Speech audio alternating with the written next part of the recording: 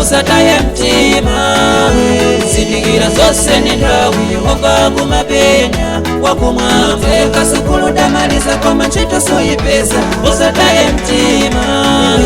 Zindikira zose ni nthawi Yehova kumapenya wakumwamba. Kukhala mbanja nthawi yayitali koma usaona mwana, usalire. Zose ni nthawi, zindikira Yehova kumapenya wakumwamba. Ndakunamizira pamulandu woti sunachite ukapika ndende, usalire.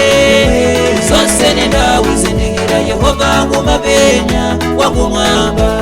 Nkuteka unali wachuma koma adani wakusonda kukukwesa, kunamizira mulandu woti sunachite cholinga ndalama zako walipire.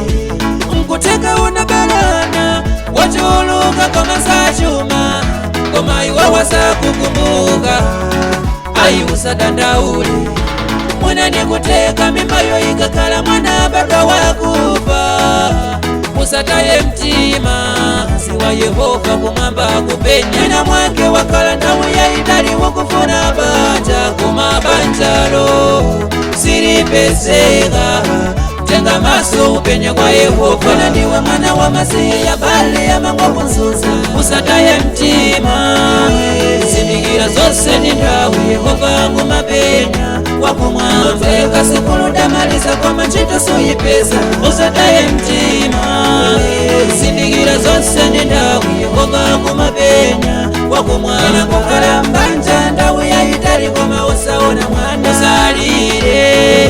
Zose ni nthawi, zindikira Yehova kumapenya wakumwamba. Ndakunamizira pamulandu woti sunachite ukapika ndende, usalire.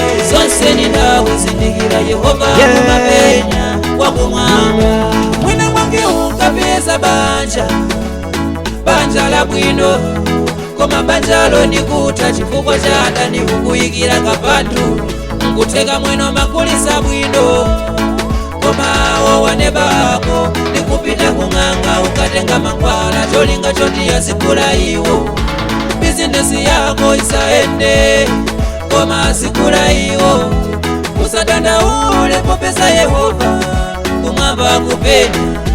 Mwina pa familia kukusonda kamba kaumawi wako. Usadandaule, usataye mtima, Yehova kupenya. Na ndiwe mwana wa Masiya bale ya mangwa kunzuza. Usataye mtima, zindikira zose ni nthawi Yehova kumapenya wakumwamba. Teka sukulu damaliza koma ntchito soyipeza, usataye mtima. Zindikira zose ni nthawi Yehova kumapenya wakumwamba. Kukhala mbanja nthawi yayitali koma usaona mwana, usalire. Zose ni nthawi, zindikira Yehova kumapenya wakumwamba. Ndakunamizira pamulandu woti sunachite ukapika ndende, usalire.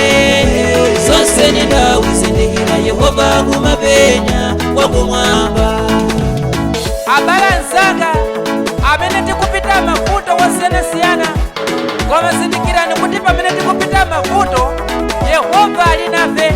Tisatayirire mtanda wa Yesu, koma tiugwirisise chifukwa Yehova amatha kuchita zodabwitsa. Zikomo kwambiri. Mwina ndiwe mwana wa Masiya bale ya mangwa kunzuza. Usataye mtima, zindikira zose ni nthawi Yehova kumapenya wakumwamba. Teka sukulu damaliza koma ntchito soyipeza, usataye mtima. Zindikira zose ni nthawi Yehova